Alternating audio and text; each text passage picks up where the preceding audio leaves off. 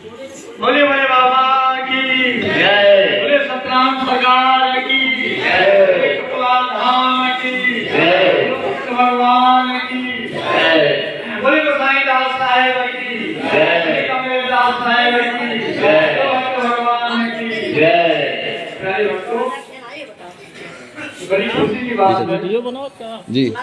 आज ये समस्त प्रकाश स्वामी विवेकानंद साहब जिन्होंने सतनाम पंथ जो प्रवर्तक रहे, जिन्होंने सतनाम पंथ चलाया, आज ही उनका इस धरा पर सतराह की पावन भूमि में अवतरण हुआ था, यानी अवतार हुआ था स्वामी विवेकानंद साहब।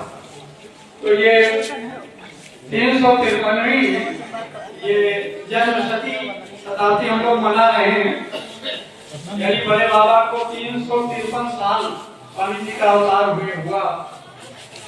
बड़ी खुशी की बात है कि इसी अवसर पर हमारे साहब ने, कुंवरी के साहब ने, जो जैसा आपने कहा कि जब से हम लोग कटवा धाम आए, यहाँ की व्यवस्था मेरे साहब की कृपा से अपने लोगों को देखने को मिली, तब से आपका भी हम लोगों के साथ जो है दिल से पूरा सहयोग रहा। देश के प्रचार प्रसार में हर तरह से आप सहयोगी रहे। सम्मेलनों में भी आप शामिल होते थे, हमारे यहाँ भी सम्मेलन होते थे, उसमें आप अच्छे अच्छे कलाकारों को, आकाशवाणी के कलाकारों को लेके जाते थे। ये बड़े सौभाग्य की बात रही कि आपने हर जगह चेतना फैलाने का काम, यानी भेष को आगे ले जाने के लिए जो चेतना होनी चाहिए, उसमें हम लोगों का जो है पूरा सहयोग आपने दिया। इसके लिए हम आपको आशीर्वाद कुछ वो नहीं कर सकते, क्योंकि बड़े हैं। सम्मान हम लोगों को मतलब उन्हीं का करना है, वो उनकी महानता है कि हमारा सम्मान करते हैं। लेकिन यह है कि कमोली चूंकि बड़े बाबा के प्रथम बाबा साहब गोसाई दास साहब थे, तो वो स्थान तो संप्रदाय में सर्वोपरि है। तो हमारे लिए सम्मानीय है हमारे साहब कमलेश दास जी। साथ में जैसा भी साहब ने कहा, कुछ हमारे भक्त भी लेते थे, शायद रात में जगे हो, ये सही है। मेला में आने के बाद लोगों को बड़ा परिश्रम पड़ता है, कष्ट उठाना पड़ता है, सफर तो होता ही है, सफर है ही है। तो कहने का मतलब कि आप सबको जरूर थोड़ा शिथिलता होगी, थकान होगी, इसके लिए। लेकिन गुरु का धर्म है कि शिष्यों को सचेत करे, ये का समय है। और इतना पावन समय हम सुना करते थे कि कभी कटवा धाम में हमारे साहब जसकरण दास साहब अपना चाबुक लिया घुमा करके, चाबुक लेकर के घूमते थे रात में, और भक्तों को, जो सोते हुए भक्त होते थे, उनको जो है चाबुक से मार करके उठा देते थे कि तुम कटवा धाम में भजन करने आए हो कि सोने आए हो। सोना तो 365 दिन है, 364 दिन सोना है, एक दिन कटवा धाम में आए हो तो कम से कम एक रात देख करके भजन कर लो। उनका काम है सचेत करना। और ऐसे साधक हमारे साहब जसकरण दास साहब जैसे साहब ने बताया होगा कि आप इस पावन भूमि में हुए। समर सरकार की बात छोड़िए, वो तो अवतार ही थे, पारब्रह्म परमेश्वर थे। इस धराधाम में औरंगजेब के समय में जो परिस्थितियां थी, जिस तरह से जनमानस त्रस्त था, हमारा हिंदू समाज त्रस्त था, धर्मांतरण का काम साम दाम दंड भेद से हो रहा था, ऐसी परिस्थितियों में हमारे समर सरकार आए और उन्होंने एक समाज की धारा बदली। और यहाँ तक कि मुगल शासन को का भी वहीं पर जो है, वहीं से स्वामी जी के समय से मुगल शासन का अंत भी हो गया। जो शासक आए, कोई 12 साल, कोई 7 साल, इस तरह से रहे। यानी औरंगजेब के बाद स्वामी जी की ही कृपा थी कि बराबर साहब को यहाँ रोक लिया अपने तपोबल से, और फिर कहीं न कहीं मुगल शासन का अंत हो गया।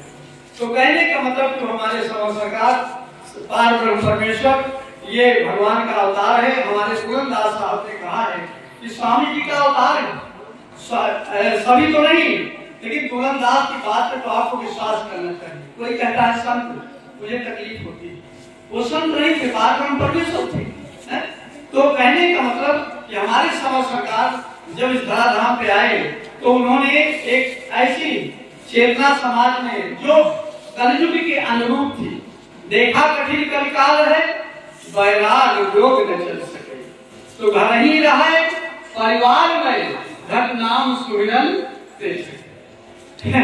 ये स्वामी जी का लक्ष्य था कि घर परिवार के साथ रहते हुए गृहस्थी का फल चला दिया और घर में ही रहकर भजन करने के लिए कहा स्वामी कि घर मत जो है कहा जे मानुष भीतर जोग जगे यही का जो है घर वह नहीं घर है। कहा जिसके अंदर वैराग्य जलता है उसके लिए जो है वो घर ही वन होता है। यानी जो वन में जाकर आप साधना तपस्या करोगे वो घर के अंदर भी रह करके आपको साधना तपस्या कर सकते हैं। तो इसलिए जो है ये स्वामी जी की कृपा से ये स्वामी जी का ये जो जन्मोत्सव हम लोग बना रहे हैं, समझ सरकार तो पारब्रह्म परमेश्वर थे जसकरण दास साहब के विषय में आपने सुना होगा कि हनुमान जी को हनुमानगढ़ी में लड्डू खिलाया था। अयोध्या को हनुमानगढ़ी के महान जी नहीं खिला पाए, लेकिन हमारे साहब जसकरण दास ने हनुमान जी को लड्डू खिला दिया हनुमानगढ़ी अयोध्या में। तो हमारे यहाँ वो विभूतियाँ हैं, ये वो पावन भूमि है, ये वो धरा धाम है जहाँ पर हमारे संतों ने अनेक साधक संतों ने साधना की ज्योत जलाई और उनके जैसा साहब कह रहे थे कि महेंद्र साहब ने कहा कि भैया न जाने किस कनक में कौन सा कर बड़े बाबा के पांव से और शरीर से छुआ रहा हो और वो आपके शरीर को छू जाए। आप कहने का मतलब कि कितने भाग्यशाली हैं। इसीलिए साधक जो जहाँ होता है वो स्थान का वो भूमि उसकी जो है वो तीर्थ बन जाती है। स्वामी जी ने कहा कि जो है संत जो है तीर्थ संत दरस जलधारा, कहा संत ही तीर्थ है और तीर्थों में जल से स्नान करके आप पवित्र होते हो ना, लेकिन यहाँ पर जो है आप दर्शन रूपी धारा में स्नान कर लो, यानी गुरु का दर्शन कर लो, संत का दर्शन कर लो, समझ लो कि आपका गंगा स्नान।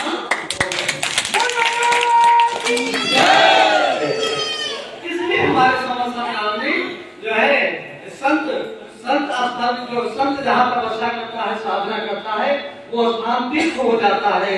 कोट तीर्थ है संतन माही और तिनके दरस पाप कट जाए। स्वामी जी ने कहा कि कोट तीर्थ संतों में का दर्शन करो तो एक तीर्थ का फल नहीं मिलेगा, आप कोट तीर्थ के दर्शन का फल संत के दर्शन से मिल जाएगा। तो वो हमारे समझ सरकार थे और ऐसे संतों को स्वामी जी ने पैदा किया। 4 पावा 14 गति 33 सुमिरन करने वाले 36 प्रमुख महंत, यानी 87 चेला 87 भय जानन हार विवेक। 87 चेला हमारे समझ सरकार ने अपने समय में एक से एक ज्ञानी ध्यानी पहुंचे हुए त्रिकालदर्शी संत बना दिए। ये हमारी वही पावन भूमि है। यहाँ से ही ये ऐसी उर्वरा भूमि है जहाँ से पूरे देश में संतों की एक बड़ी सी भेंट बन गई। तो कब जब जो है औरंगजेब का शासन था, हिंदू अपना प्रचार नहीं कर सकता था, हिंदू प्रचार नहीं कर सकता था, मुसलमानों का शासन था, लेकिन उस समय हमारे सरकार ने अपनी साधना के बल पर देखो मुसलमानों को भी अपना शिष्य बना दिया। कायमदास पठान, प्यारे दास दुनिया, मलंग दास मस्तानी और यहाँ तक कि मलामा शाह है वापस लौट के नहीं मिलनी गई। तो ये हमारे समझ सरकार की कृपा है। तो भैया आप उस पावन भूमि में हैं, उस बड़े पावन जो है तीर्थ में आप बैठे हुए हैं। हमारे समझ सरकार है पटवाधीश जग तारन जग आए हो जग जीवन कहाए। जैसा कहा गया संतों ने कहा वो सत्य है कि संसार को तारने के लिए आए, संसार का कल्याण करने के लिए आए और 350 साल बाद आज भी वैसे ही संसार का कल्याण कर रहे हैं। जो जिस भाव से मिल रहा है, जिस भाव से मान रहा है, उसके वैसे अपनी कृपा बरसा रहे हैं। तो ये बड़ी कृपा है मेरे बाबा की, आप इस पावन भूमि में हैं और मुझे बड़ी खुशी है कि आज मैं एक ऐसा अवसर पर हूँ कि हमारे सतनाम भैया तो शादी भी हुई है अभी, तो मतलब आपको जो दीक्षित भी हुई है, अच्छा दीक्षित भी हुए हैं, बहुत अच्छा, यानी आपने उपदेश भी ले लिया है जो है एक तरह से मतलब आपको एक अधिकार उत्तराधिकार का कार्य सौंपा गया है साहिब के द्वारा। तो कहने का मतलब बड़ी अच्छी बात है, ये हमारे देश के हमारे संप्रदाय के भविष्य है। और इन्हीं भविष्य के होनहारों पर जो है हमारा संप्रदाय टिका हुआ है। आगे हम लोगों की जो भावना थी, पोस्ट ग्रेजुएट होने के बाद लखनऊ यूनिवर्सिटी से साहब विद्या से नौकरी मिल रही थी छोड़ करके, और पटवा धाम की देश की सेवा करना, साहब ने कृपा की, सेवा करने का मौका मुझे मिला। मैंने नौकरी नहीं की, कहने के बाद सेवा करने का मौका मिला। और जैसा आप बता रहे साहब कि उस समय तो कमेटी आज बनी, और जो पहले आप लोग देखे रहे होंगे सारी व्यवस्थाएं, आज आपको परिवर्तन नजर आ रहा है। ये कहीं न कहीं हम लोगों को बड़ा आत्मसोच होता है कि भैया लोग इतने जागरूक हैं, पटवा धाम में आते हैं तो हर बार कुछ परिवर्तन नजर आता है। और आज तो मुझे बड़ी खुशी हुई कि जिस धक्का मुक्की में हम लोग मंदिर के अंदर नहीं जा पाते थे जन के समय दर्शन करने के लिए, आज बड़े प्रेम से भैया ने कहा बाबा आपके साथ कितने लोग हैं? हमने कहा इन लोगों से 5-7 लोग आए थे। हमने कहा 5-7 लोग हैं, मैं भगवान मैं बड़े बाबा के जरूरतों में शामिल हुए। कहने की व्यवस्था की बात है कि आज व्यवस्थाएं धाम की बदल रही है, और ये सब बड़े बाबा की कृपा है। हम लोगों को अपार खुशी है कि जो है जो चाहते थे, ग्रंथों का पहले प्रकाशन नहीं होता था, जैसा साहब ने कहा ग्रंथों का प्रकाशन नहीं होता था, हमारा साहित्य लिखा हुआ रखा था, कहीं दीमक खा रहे थे, कहीं बरसात में वो कर रहे थे, लेकिन उनका प्रकाशन इसलिए कि वो पवित्र ग्रंथ है, प्रेस में जाएंगे तो अपवित्र हो जाएंगे, बड़ा विरोध था। लेकिन साहब नल्ले साहब की कृपा से और बड़े साहब जितेंद्र प्रकाश साहब, बड़े भैया साहब की कृपा से ग्रंथों का प्रकाशन शुरू हुआ। धीरे धीरे तमाम ग्रंथ आपके पास हैं। अब तो हमारे प्रेम जी भी जो है अनेक ग्रंथों का वो खुद लिख करके जो है प्रकाशन करवा रहे हैं। कहने को एक देश का हमारे संप्रदाय का साहित्य ही जो है वो हो रहा है। एक तरह से हम साहित्य के मामले में पहले भी बहुत धनी थे। हमारे समर सरकार ने जो है कहने को तो 24 ग्रंथ हैं, लेकिन 18 ग्रंथ तो विशेष रूप में उसमें जो है आते हैं। देवीदास साहब ने ऐसे 14 ग्रंथों की रचना की, बुलंदास ने 7 ग्रंथों की रचना की, नवलदास साहब ने कई ग्रंथों की रचना की, हजारीदास, बाबा सीतादास, गोसाईदास साहब, यानी सभी संतों ने काफी साहित्य लिखा। तो कहने का मतलब कि संतों हमारा ये देश ग्रंथ के मामले में काफी धनी था पहले भी, और इसलिए आप सबको हमारे समर सरकार ने एक शब्द में कहा है कि स्वामी जगजीवन साहब ने एक शब्द में कहा है, और वो शब्द वही है, नाम सुमिर मन बावरे काहे फिरत भुलाना, जिसको आचार्य रजनीश ने अमेरिका में इसी भजन पे प्रवचन किया। इतनी मोटी पुस्तक जो है तैयार करवा श्री बड़े बाबा स्वामी जी के एक भजन पे। तो मैं तो नाम के रंग सकी, कहने का मतलब कि उसमें स्वामी जी ने कहा है कि साखी शब्द संदेश का साखी शब्द संदेश है संतन ने जाना। ये साखी और शब्द ये संतों का संदेशा है, और उसको कौन जानता है? जिसपे कृपा होती है संत और भक्त जानता है।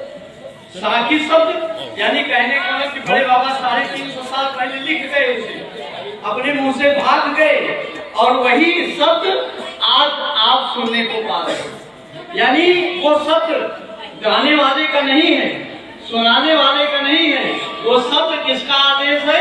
हमारे समर सरकार का आदेश है, स्वामी जी का आदेश है। तो इसलिए हम साहित्य के मामले में बहुत धनी थे, और आज भी हमारा दिन ब दिन जो है भेष धनी होता चला जा रहा है।